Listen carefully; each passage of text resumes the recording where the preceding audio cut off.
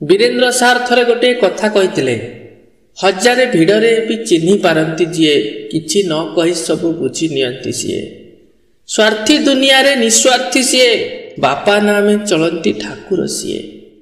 नमस्कार मु देवाशीष पुणी थरे एक सुंदर कहानी माध्यम थरे जने पिला ता बापा को आसी कही बापा मते गोटे मोबाइल किनि दियंतु। बापा कहते पुअरे आउ किछि दिन रही जा मु तते गोटे मोबाइल निश्चय किनिदेबी। एतिकी कथारे पिलाटी नाराज हो जाइछि कहिछि मु जानिछि परा मो पई तम पाखरे केबे पैसा थिला कि जानिछ मोर सांग माने केते भलरे रहउचंती तांको पाखरे किछि कमी नाही सबु किछि पाइचंती आ सेमानंको मध्यरु एकमात्र मु ही देखो छाड़ आ कहबी कोन ए घरे रही के भी आ लाभटा कोन जे मु जाउछि मु आ ए घरे रहिबिनी। एई एतिकी कथारे पिलाटी घर छाड़ी बाहरी जीवार निष्पत्ति नेछि।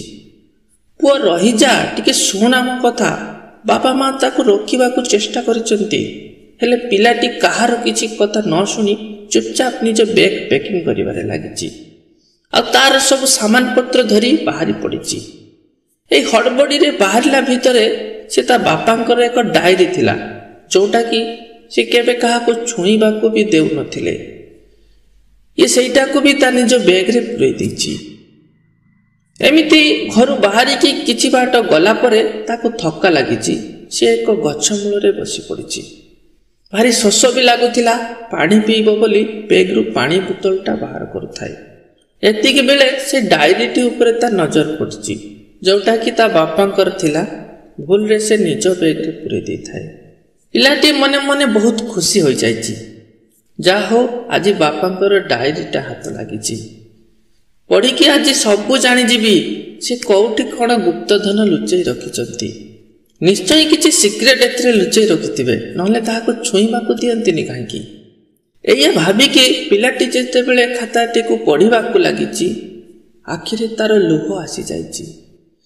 डायरीर प्रथम पृष्ठारे लेखा होइछि निज पुओ पाई से जो बाइक टी किनि दैथिले तारी हिसाब लेखा जाइछि जहार किस्ती टंका से एबे भी देउचंती। पुणी द्वितीय पृष्ठारे देखिछि पिलाटीर कॉलेज फी आ पाठ पढ़ा खर्च काहाटू केते करज आनिचंती एई सब लेखा जाय थाए।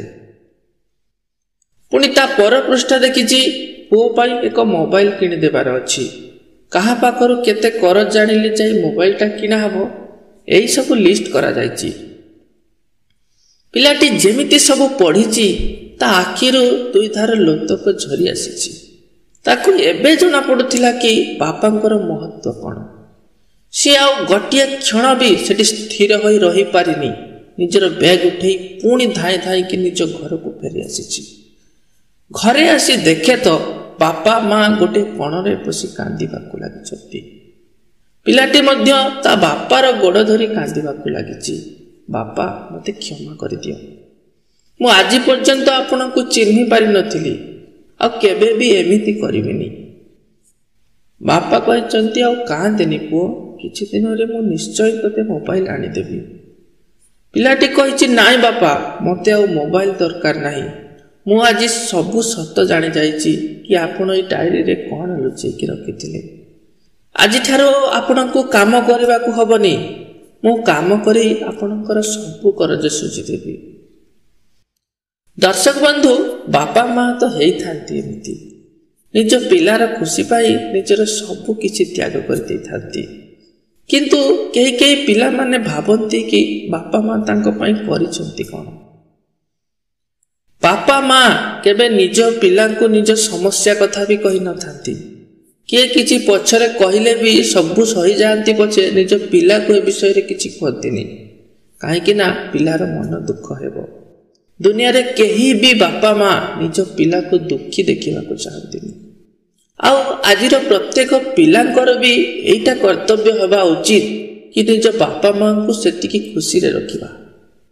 एई कथाटिरो मोर गोटे कथा मने पड़िला। थरे 4-5 वर्ष तळर कथा कहूची मु साइकेल रे आम बस स्टैंड पाखକୁ जाउथाए। रास्ता रे जने बुढ़ी लोक सहित भेट हुए विधवा लोक बयस भी पाखापाखि 70 हब। मते कहले बापा ଟିକେ ମୋତେ ବସ୍ଷ୍ଟାଣ୍ଡରେ ଛାଡ଼ିଦେବନି, ମୁଁ ଆଉ ଚାଲିପାରୁନି। କହିଲି ହଁ କାହିଁକି ନୁହଁ, ମୁଁ ବି ତ ସେଇ ବସ୍ଷ୍ଟାଣ୍ଡକୁ ଯାଉଛି, ଆସନ୍ତୁ ମୁଁ ତୁମକୁ ସେଠି ଛାଡ଼ିଦେବି। ରାସ୍ତାରେ ଗଲାବେଳେ ମୁଁ ପଚାରିଲି ଆପଣ ଯିବେ କୁଆଡ଼େ, ଆଉ ଏମିତି ପାଦରେ ଚାଲି ଚାଲି କାହିଁକି? ମୁଁ ଏତିକି କହିଛି ସେ ବୁଢ଼ୀ ଜଣକ କାନ୍ଦି ପକାଇଥିଲେ। ମୋତେ ବି ଟିକେ ଦୁଃଖ ଲାଗିଲା। ପଚାରିଲି କ'ଣ କିଛି ଭୁଲ କହିଦେଲି କି? କହିଲେ ନାଇଁରେ ବାପା, ଭୁଲ ତ ମୁଁ କରିଛି। ମୋର ଗୋଟିଏ ବୋଲି ପୁଅ, ମୋ ସ୍ୱାମୀ ବି ଆଉ ଏ ଦୁନିଆରେ ନାହାନ୍ତି। ମୋ ବାପା ମାଆଙ୍କର ବି ମୁଁ ହିଁ ଏକମାତ୍ର ଝିଅ। ମୋ ବାପା ମା ଚାଲିଗଲା ପରେ ମୋ ବାପା ଘର ସମ୍ପତ୍ତି ସବୁ ବିକ୍ରି କରି ପୁଅକୁ ପାଠ ପଢ଼େଇଥିଲି। ପୁଅ ଏବେ ଡାକ୍ତର ହେଇଛି, ସହରରେ ନିଜ ସ୍ତ୍ରୀ ପିଲାକୁ ଧରି ରହୁଛି। ଘରକୁ କେବେ ଫୋନ ବି କରେନି, ମୋ କଥା କିଛି ବୁଝେନି।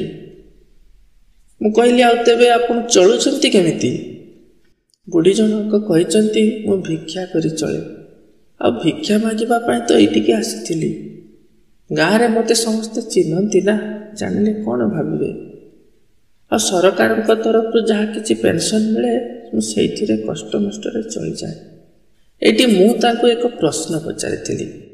ଆଜ୍ଞା ବୁଢ଼ୀ ମା, କିଛି ଖରାପ ଭାବିବେନି, ଗୋଟେ କଥା ପଚାରିବି। ପୁଅ ଆପଣଙ୍କର ତ କୁକୁର ପାଳିଥିବେ? ବୁଢ଼ୀ ଜଣକ କହିଥିଲେ ହଁ, ଗୋଟିଏ ବିଲାତି କୁକୁର ରଖିଛି, ତାକୁ ସେ ଗାଡ଼ିରେ ବୁଲେଇବାକୁ ବି ନିଏ। ଏତିକି କହି ସେ ବୁଢ଼ୀ ଜଣକ ନୀରବ ହୋଇଯାଇଥିଲେ। ଏପଟେ ବସ୍ଷ୍ଟାଣ୍ଡ ବି ପାଖେଇ ଆସିଲାନି। ମୁଁ ତାଙ୍କୁ ସାଇକେଲରେ ଓହ୍ଲେଇ ବସ୍ରେ ଉଠାଇ ଦେଇଥିଲି। ଆଚ୍ଛା ଆପଣମାନେ ଥରେ ଭାବନ୍ତୁ ତ, ସେ ବୁଢ଼ୀ ଲୋକଟା ଆଉ କେତେ ବା ଖାଇଯିବ? ପୁଅର ଗୋଟିଏ ଦିନର ରୋଜଗାରରେ ମା ଜଣକ ମାସେ ଚଳିପାରିବ। ବିଲାତି କୁକୁର ପାଳିବାକୁ ପଇସା ଅଛି, ନିଜ ମା କ'ଣ ଏତେ ହୀନ? ଥରେ ଭାବନ୍ତୁ କଥାଟିକୁ। ସେ ମା ଜଣକ କ'ଣ ତୁମ ପାଇଁ ଏତେ ପର? ଯଦି ମୋର ଏ ଭିଡ଼ିଓଟି ସେ ପୁଅ ଜଣକ ଦେଖୁଥାନ୍ତି, ମୁଁ ଜାଣିନି ସେ ବୁଢ଼ୀ ଲୋକ ଆଜି ବି ଏ ଦୁନିଆରେ ଅଛନ୍ତି କି ଚାଲି ଯାଇଥିବେନି।